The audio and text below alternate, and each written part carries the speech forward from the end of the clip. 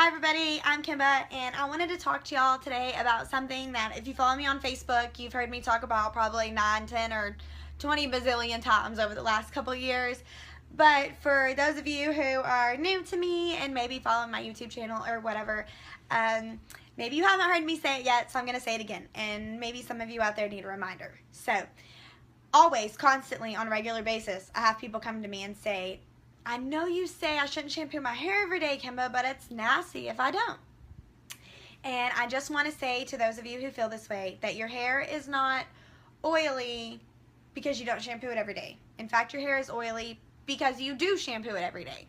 So let me kind of give y'all a breakdown on how that works. Believe it or not, God doesn't make mistakes. He doesn't make mistakes when it comes to our mind, to what's going on in our lives, and He doesn't make a mistake when it comes to our hair either. So actually, those oils that are on your scalp, those have a purpose. That's actually the best conditioner that's out there for your hair. You'll never buy another product that conditions quite like your own natural oils do, that match the chemistry and everything that your own body is made up of.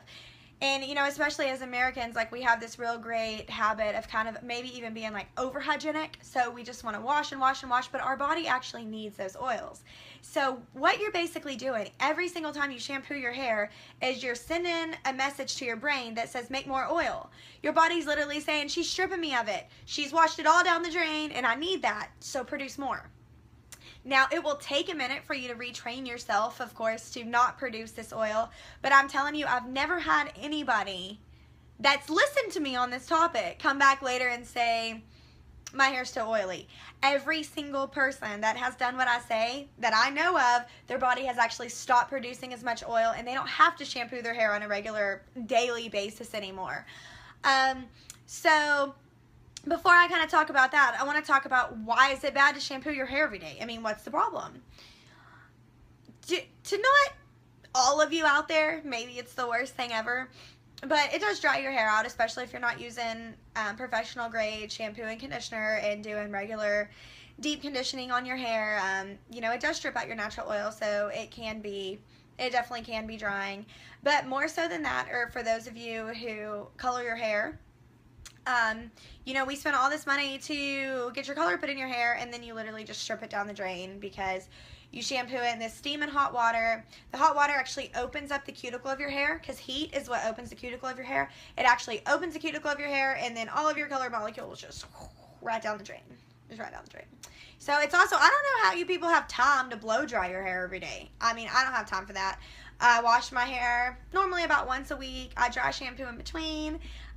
You know, it really definitely keeps my hair healthier, but it actually cuts down on the time it takes me to get ready. I mean, I can curl my hair with a flat iron one day and kind of brush it out, do loose waves the next, maybe touch it up with the curling iron the next day, you know, rock a ponytail the next. I mean, really kind of keep that hair continuing to work for me so I don't have to totally redo it every single morning.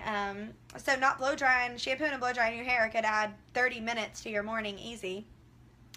But so what I want to do is challenge y'all to just 2 weeks. I want you to shampoo your hair twice in 2 weeks. And that's normally about what it takes for your body to start saying, okay, she's not stripping it out of me anymore. I don't have to produce as much oil. But you know, your face and your hands and every other part of your body works exactly the same way. We have good bacteria on our hands that we actually need to help fight away germs. And when you're over sanitizing, when you're over washing your hands, you know, you're killing good bacteria that's on your hands too. So there's kind of a happy medium to all that. Also, our face, like when you just overly wash your face out, you know, it actually tells your body to produce more oil, and then in turn, you know, your face feels oily, so you just keep washing it more, and it's this vicious cycle. So at some point in all this, we have to stop the vicious cycle, and we have to say, okay, I'm just not going to tell my brain to make any more oil right now. I'm just going to deal with it. And so, you know, as you do this 2 shampoo in 2 weeks thing, you might notice that your hair will be oily, and it will be. Your hair will feel oily. You know, rock a messy bun, or, you know, do something. Dry shampoo will definitely help soak up that oil, but if you'll do this for a couple weeks, you'll start realizing that you're just not making as much oil as you were.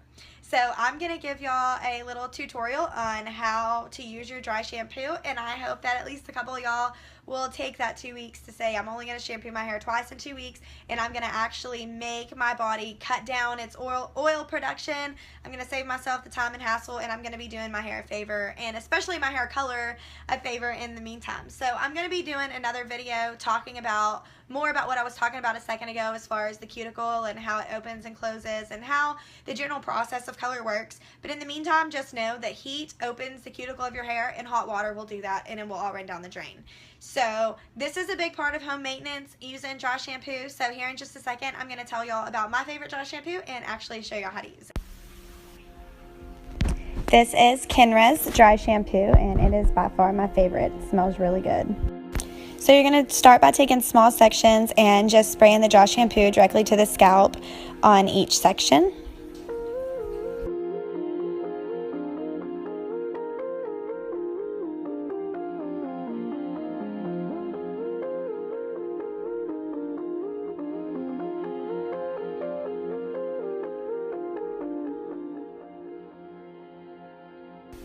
You really want to focus on spraying around the perimeter of your hairline, and especially around the nape of your neck, because that's where your hair normally holds the most oil, in the front and on the nape. Next, you're going to do a process that's called scientific brushing. There's really nothing fancy to it. You literally just take your brush, scrub your scalp, and pull all the oil off of your scalp through the ends of your hair. This gets all the oil, like I said, through the ends of your hair to where it's actually able to condition your hair without being built up on your scalp. Best of both worlds.